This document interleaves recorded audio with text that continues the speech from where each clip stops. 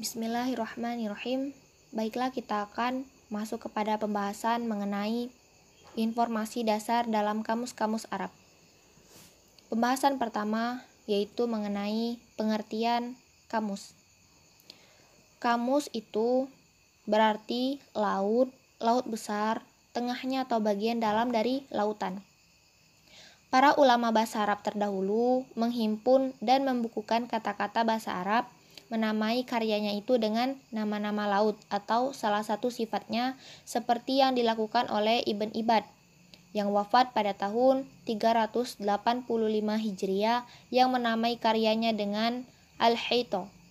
Sedangkan Mu'jam itu adalah kamus dalam istilah yang dikenal sekarang adalah buku yang menghimpun sejumlah besar kata yang dilengkapi dengan penjelasannya, artinya, dan disusun secara khusus baik berdasarkan urutan huruf hijaiyah atau berdasarkan tema. Pembahasan yang kedua yaitu fungsi kamus. Di antara fungsi kamus dapat disebutkan sebagai berikut. Yang pertama, dia menjelaskan arti kata-kata. Nah, arti kata-kata itu yang berlaku dan terpakai pada masa sekarang ini saja, atau arti kata sesuai dengan perkembangannya dari masa ke masa. Untuk itu, biasanya kata-kata ditampilkan dalam beberapa frasa atau kalimat atau dalam berbagai konteks. Dengan demikian, arti kata dan macam-macam penggunaannya dapat diketahui oleh pengguna kamus. Lalu yang kedua, dia menerangkan cara melafalkan kata. Dalam kamus bahasa Arab, biasanya dijelaskan harokat setiap kata dengan mengatakan mengikuti bentuk kata seperti ini, atau dengan membubuhkan harokat langsung pada kata tersebut, atau bahkan dengan menegaskan jenis harokat, misalnya dengan menfathahkan huruf pertama dan seterusnya. Yang ketiga, dia menerangkan cara menuliskan kata. Lebih-lebih bila huruf alfabet yang ditulis tidak mewakili sepenuhnya suara yang dilafalkan seperti kata. Yang keempat, menentukan fungsi morfologik dari kata-kata. Apakah kata tersebut berupa isim, fiil, atau huruf. Yang kelima, menentukan tempat tekanan pada suku kata. Masuk ke pembahasan ketiga, yaitu ragam kamus. Kamus dapat diklasifikasikan berdasarkan beberapa hal, tergantung cara pandangnya. Yang pertama, klasifikasi berdasarkan bahasa yang dipakai. Itu terdiri dari 3. Yang pertama, kamus eka bahasa atau monolingual. Adalah kamus yang menyajikan dia itu satu bahasa saja, seperti Kitabul Ain, karya Al-Khalil Ibn Ahmad Al-Farahidi yang wafat pada tahun 170 Hijriah. Lalu yang kedua, kamus dwi bahasa atau bilingual. Itu kamus yang menyajikan dua bahasa. Nah, maksud dari kamus ini yaitu untuk penerjemah dari satu bahasa ke bahasa lain, seperti kamus Al-Munawwir, yaitu Arab Indonesia, karya Ahmad Warson Munawwir. Yang ketiga, kamus aneka bahasa atau multilingual.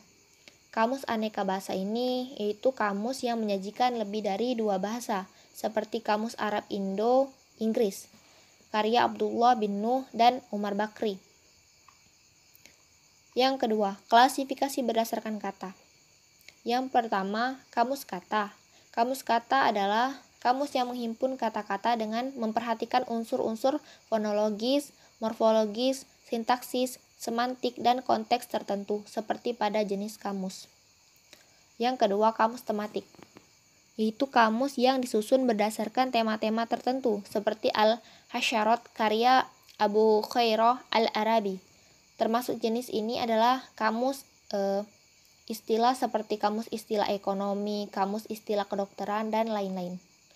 Yang ketiga, klasifikasi berdasarkan jumlah entry, yaitu yang pertama, kamus besar atau thesaurus, yaitu kamus yang memuat lebih dari 200.000 kata per entry, seperti Lisan Arab karya Ibn Manzur yang wafat pada tahun 711 Hijriah. Yang kedua, kamus sedang. Itu kamus yang memuat tidak kurang dari 40.000 entry, seperti kamus Haito karya Al-Fairuz Abadi yang wafat pada tahun 817 Hijriah. Yang ketiga, kamus kecil. Itu kamus yang memuat tidak kurang dari 10.000 entry, seperti Mu'jam Wasito karya Ibrahim Anis dan lain-lain. Sistematika pengurutan entry. Ada beberapa cara yang dilakukan para penyusun kamus dalam mengurutkan entry-nya, terutama dalam menyusun kamus kata, karena pada kamus tematik penyusunannya dilakukan hanya dengan mengurutkan kata berdasarkan tema. Tetapi walaupun demikian, penyusunan kamus berdasarkan tema ini lebih dulu ada daripada yang lainnya. Yang pertama, sistem pengurutan berdasarkan urutan makhorijul huruf atau tempat keluarnya huruf. Dan sistem rolling atau acak, yaitu mengurutkan huruf pertama setiap kata berdasarkan makhorijul huruf tersebut, kemudian mengacak huruf-huruf kata tersebut sehingga terbentuklah kata-kata lain. Yang kedua, sistem pengurutan berdasarkan alfabet khusus.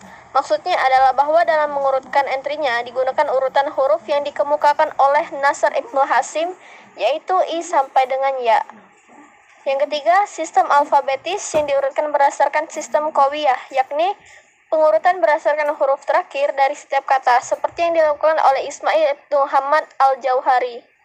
Yang keempat, sistem alfabetis yang diurutkan berdasarkan huruf pertama dari setiap kata dasar, setelah huruf-huruf tambahannya dibuang, seperti yang dilakukan oleh Ibnu Faris. Yang kelima, sistem alfabetis yang diurutkan berdasarkan pengucapan. Sistem ini dilakukan dengan mengurutkan entry apa adanya tanpa membuang huruf tambahannya. Hal ini karena banyak yang merasa bahwa sistem sebelumnya terasa sulit, sebagaimana yang dilakukan oleh Al-Jurjani. Periode penyusunan kamus Arab. Pertumbuhan dan perkembangan leksikologi Arab tidak langsung jadi dan matang, tetapi melalui proses perjalanan. Untuk itu dikemukakan di sini periode yang dilalui oleh kerja yang mulia ini. Yang pertama itu ada periode pencatatan Gharib Al-Quran. Cikal bakal penyusunan kamus bahasa Arab dimulai beberapa dekade setelah turunnya Al-Quran, ketika kaum muslim menghadapi kesulitan memahami beberapa kata dalam Al-Quran.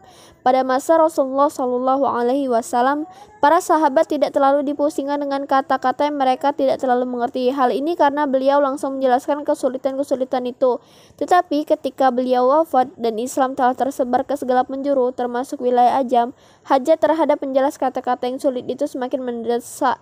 Dengan demikian, penyusunan kamus Arab pada mulanya hanyalah sarana sebagai berkhidmat pada Al-Quran dan hadis. Ibnu Abbas adalah orang yang pertama menjelaskan dan menyusun kata-kata gharib dalam Al-Quran, sehingga muncul kamus Ghoribu Al-Quran yang dinisbatkan kepadanya. Setelah itu bermunculan kamus-kamus yang menjelaskan ma'ani Al-Quran dan hadis, seperti Ma'ani Al-Quran karya Yunus An-Nawawi.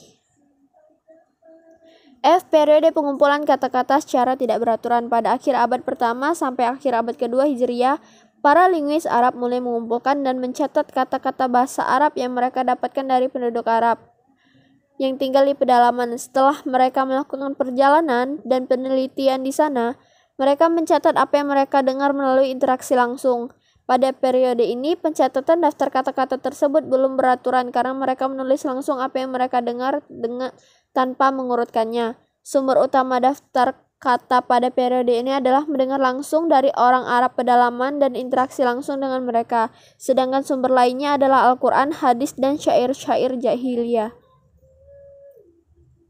Periode penyusunan kamus tematis. Periode ini dimulai pada abad kedua Hijriah dengan munculnya kamus yang mencatat kata-kata dalam bentuk risalah-risalah kecil yang menghimpun kata-kata yang berkaitan dengan tema-tema tertentu atau kelompok tertentu, seperti Kamus Budi Pekerti Manusia karya Abu Malik Amr bin Karkarah. Pada abad ketiga Hijriah muncul pula beberapa kamus tematik. Yang pertama, risalah yang memuat beberapa tema, seperti As-Sofatu karya Al-Nadir Ibnu Shumail. Yang kedua, risalah yang berdasarkan pada salah satu huruf asal atau bentuk ketiga, seperti Al-Humazah karya Abu Zaid Al-Anshari. Kamus ini menghimpun kata-kata yang berhuruf akhir hamzah dan dibagi menjadi 28 bab. Yang ketiga, ada risalah yang berdasarkan pada ikatan tertentu. atau bentuk keempat seperti Al-Adad karya Abu Hatim Sah Ibnu Muhammad Al-Sajistani. H. Periode penyusunan kamus secara sistematis. Periode berikutnya adalah periode penyusunan kamus lengkap dan sistematis yang lebih identik dengan kamus kata. Periode ini muncul pada abad kedua Hijriyah, beberapa saat setelah muncul kamus tematik, dan dipelopori oleh Al-Khalil Ibnu Ahmad Al-Farihidi, guru dari Imam Al-Nuhad Sibawayh, yang menulis kamusnya yaitu Kitabul Ain. Setelah muncul kamus Ain, mulai bermunculan kamus-kamus kata dengan berbagai coraknya, terutama dilihat dari sistematika pengurutan dan penyusunan entrinya.